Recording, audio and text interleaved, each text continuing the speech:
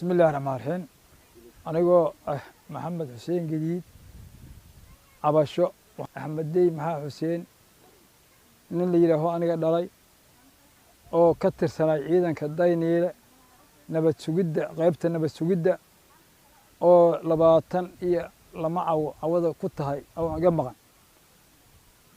haddaan waayey ninkii wax iga warramayo waa daba galay waxaan tegay degmada dayniile gudoomiye waaxid la leeyahay waa tegay kan kale oo gudoomiye rooble la leeyahay iyo nuur maxaa cali nin la yidhaahna waa u tegay war waxaa laga yidhi ninkaas waa xiran yahay haddii uu xiran yahayna waa la soo dayi doonaa ee odayga gurigaaga iska aad mudday ii dhigeen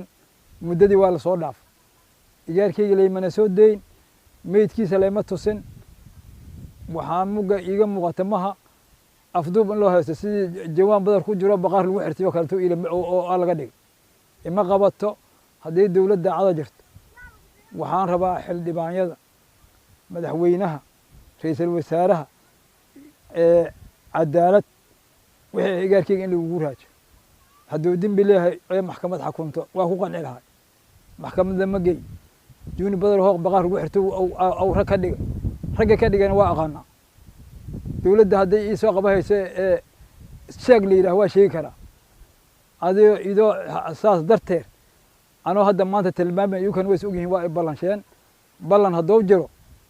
igaarkeygii iyukaanka tabaaha dowladda ha iga qaado hana iga keento gudoomiye rooble iyo ninka la yidhaaho gudoomiyaha waaxda oo lagu tilmaamo shiraaye qooja waa ninka ooba teknikada cabdibilaha nin ku qaadano qoojaa la yidhaha laisma aqaani weyso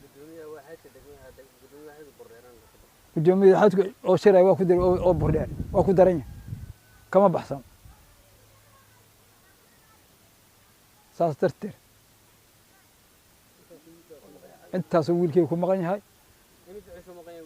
22 caway u taha cawada 4 jimcaad aa lagu haystaa hal xaba waxaa nimaa yidhi malaq la yidhaaho wuxuu ku xiran yahay qolka oo godka habar qadiijo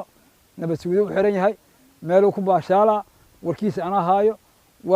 waana kuu soo dayay adeer gurigaaga iska aadu yidhi qoojo u dhala qoojo aabbihiis waay 22 maalmood ka hor ugu dambaysa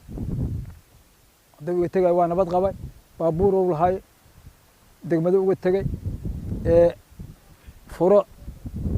wixiisa ilaa kuma samde warkiisa wadaysa ma arag gudoomiyaha waa raadsay waxaa la yidhi lama biri ma joogaa la yidhi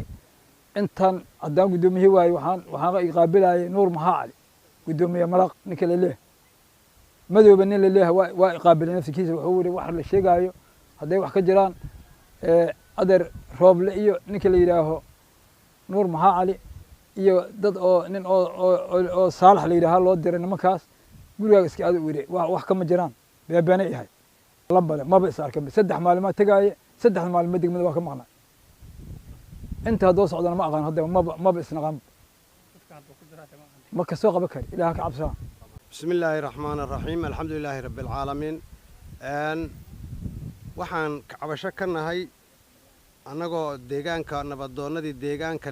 burdheere ah oo la yiraahdo Cabdullaahi Axmed Cumar Yibirow wiil aan abti u ahay ka tirsanaay ciidamada degmada Dayniile qaybta nabad sugidda wiilkaas ayaan meelow ku sugan yahay weynay gacantana waxaa ugu dambeysay sida aan warka ku helnay ninka la yiraahdo qooje inuu gacanta ninkaas tiisaa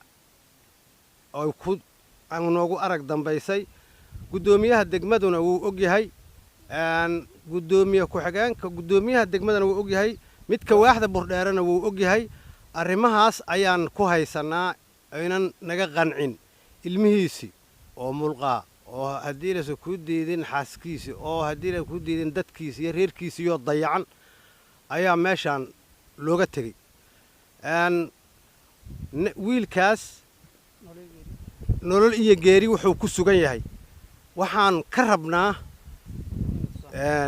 gudoomiyaha degmada iyo gudoomiye waaxeedka burdheere haddii aan nahay nabaddoonnada burdheere oo waaxda burdheere nin la yaqaano caan ahaan ahay cabdullaahi axmed cumar ibrow la yidhaahdo nabadoonnada meesha ka mid ah qof dadku waa is og yahay waa is xisaabiyaa wax walba waa iska warqabaa annagu ma nihin dad meel shacab ahoo deegaan mahaan nahay ma nihin dad nabaddiida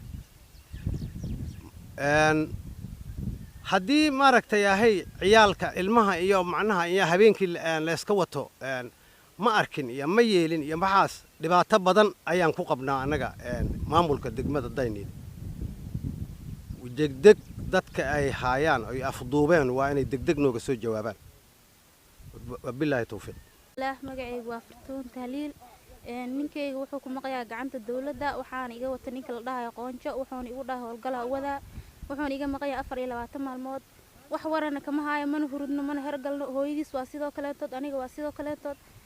dawladda sharafta leh waxa ka codsanayaa inay ninkayga meel igu sheegaan hadduu iga dhintana waa ka dhintay idhahaan hadduu ku nool yahay waa kana waa ku nool yahay idhahaan wixii dambiina iqaab oo leen inay ii marsiyaan waxa ka codsaa dawladda sharafta leh 24 maalmood markii ugu dambeys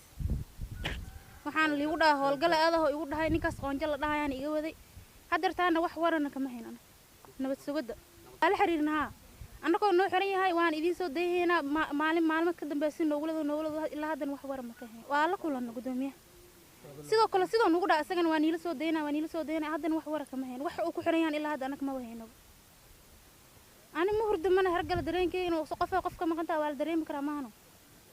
dawlad sharafta leh waxa ka codsanaya ninkay maal igu sheega doo dhintana waa kaasa meedkiisa qaato oo dhintana dhaa doo nool yahan ayna siiyaan nabad sugid oo kamid yahay taliyaha ciidanka oo nabad sugid oo degmada Daynil ana ninkayga ciidankaas oo kamid ah isoo taliyiis ahay ilaa heer madaxweyne wasiirada wax dhan waxa ka codsaa inay ninkayga wax cadaalad ay marsiyo doo dambi leeyana lii marsiyo hadduu wax dambi leeyana lii soo deeyo waa doo nool yahay anaka wax nolol iyo dhimashay wax dhan ku hayn الرحمن الرحيم waxaan dhahay meesha la yiraahdo alla kuma dar hadda koor ayaa aniga Puntland ku xiran ayaan waxaan iriyaan ku calaalay xuduudii Puntland aan ku galay xugun Ilaahay inaan xeebta qaadan rabo doonta ku xaluusho oon xoolo carabeed ku dhaqa xirada ay joogto xoogayga aan rabo inaan uga xalaaleeyo Ilaahay wuxuu soo xifdilo soo xawila qeyrka xabsigii Puntland aan jiray ugu xagaafay xajin iyo xasaasiyad ku kacay xaalad adag waayo xoogay dhamaan ugu xiray waa xamili waayay xarfan mara badneeyay iyo xaaji maxuudiin xasan cali warkaygu gudbiyay ila xiriirsiye xildhibaanyadan leenahay xaaji dhaqameedyo xarar yaala waa laga helaa xirada